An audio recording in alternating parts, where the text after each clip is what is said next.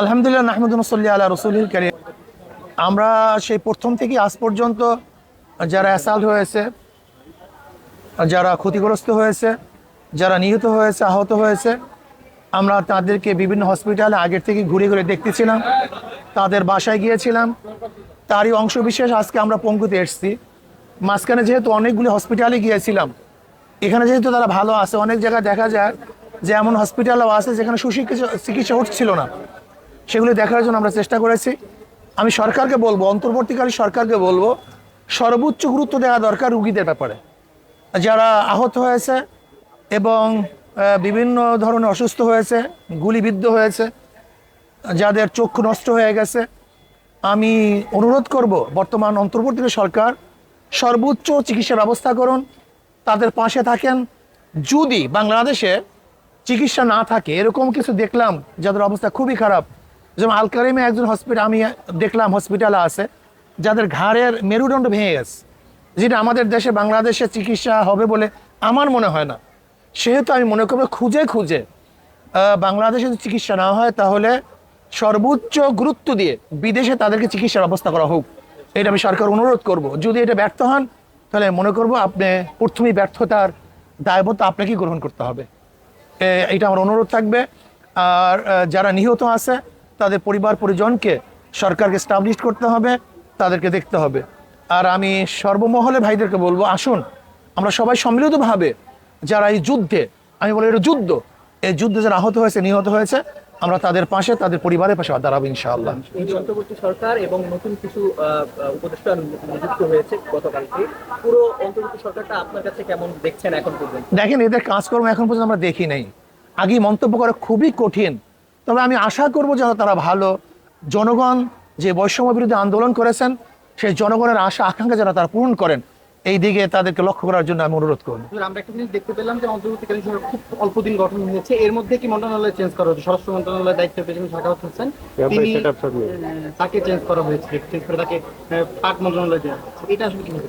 আমি বলবো এরকম ঘন ঘন চেঞ্জ যেন করতে না হয়, আগের থেকে সতর্ক হয়ে তারপরে দায়িত্ব প্রদান করা উচিত।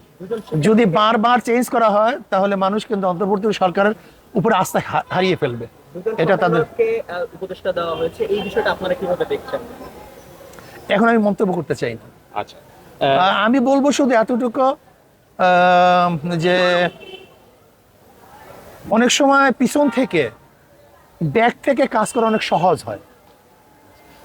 ইসলামী আন্দোলনকে দেখেছি এই যে বৈষম্য বিরোধী আন্দোলনের পর সাম্য ফিরিয়ে আনার জন্য যে একটা সাম্যের বাংলাদেশ তৈরি হয়েছে, সেখানে বিভিন্ন সম্প্রদায়ের সংখ্যালঘুদের পাশে অন্যান্য ইসলামী দলগুলোর পাশাপাশি ইসলামী আন্দোলনকেও দেখেছি আমরা সক্রিয়ভাবে মন্দির, গির্জা বা বিভিন্ন জায়গায় প্রোটেকশন দিতে। সামনের দিনগুলোতে সাম্প্রদায়িক বাংলাদেশ গড়ার ক্ষেত্রে ইসলামী আন্দোলনের ভূমিকা কি থাকবে? দেখেন, ইসলামী আন্দোলন না, ইসলাম তো সাম্যতা চায়, ইসলাম সবার অধিকার চায়। ইসলাম উখরিজাত লিন্নাস, মানবতার কল্যাণের জন্য আমাদেরকে বের করা হয়েছে। ইসলামের মধ্যে কল্যাণ, ইসলামের মধ্যে সাম্যতা, ইসলামের মধ্যে অধিকার। যদি ইসলাম প্রতিষ্ঠিত হয়ে যায় তাহলে সমস্ত মানুষ, শুধু মানুষ নয়, সেখানে জানোয়ারও শান্তিতে বসবাস করতে পারবে।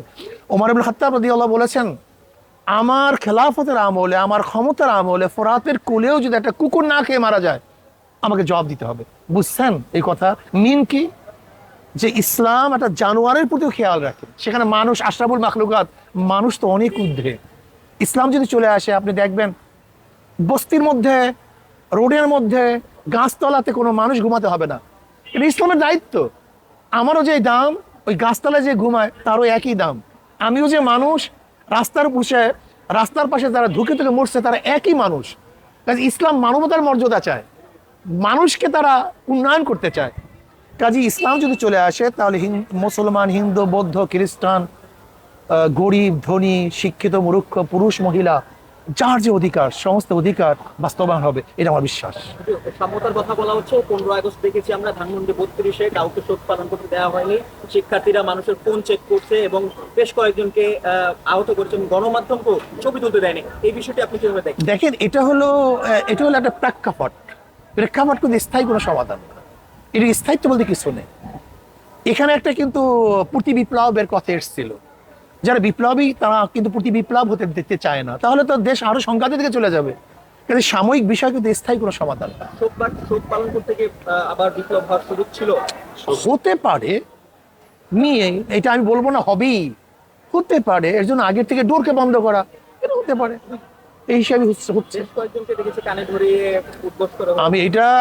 আমি এটা বিস্তারিত কিছু বলতে চাই না। আমি শুধু বলতে চাই প্রতি বিপ্লব ফিরাবার জন্য যে সতর্কতা প্রয়োজন ছিল সেটা সেই সতর্কতা অবলম্বন করছে। একটা বিষয়, ধন্যবাদ আপনার সবাইকে। জি জি। এই সরকার বসার পর থেকে দেশি বিদেশি বিভিন্ন রকমের ষড়যন্ত্র থেকে তাদের মোকাবেলা করতে হচ্ছে। বিশেষ করে এই সরকারের স্থায়িত্বের উপরে বাংলাদেশের সংহতিটা অনেক বেশি নির্ভর করছে এখনকার প্রেক্ষাপট থেকে আমরা বুঝতে পারি। সেক্ষেত্রে মানে এই সরকারের যে ষড়যন্ত্রগুলো হচ্ছে এর বিরুদ্ধে, এ থেকে তাদের হাতকে শক্তিশালী করা অথবা বলতে পারেন যে আপনার নিজেদের পক্ষ থেকে পদক্ষেপ নেওয়া কি ধরনের ব্যবস্থা আপনার মনে হয় যে আমরা সবাই সজাগ আছি, সচেতন আছি, কোনো অবস্থাতেই যেন বিদেশি কোনো শক্তি হস্তক্ষেপ করতে না পারে এবং করতে দেবো না ইনশাআল্লাহ। সবাইকে ধন্যবাদ। আসসালামু আলাইকুম।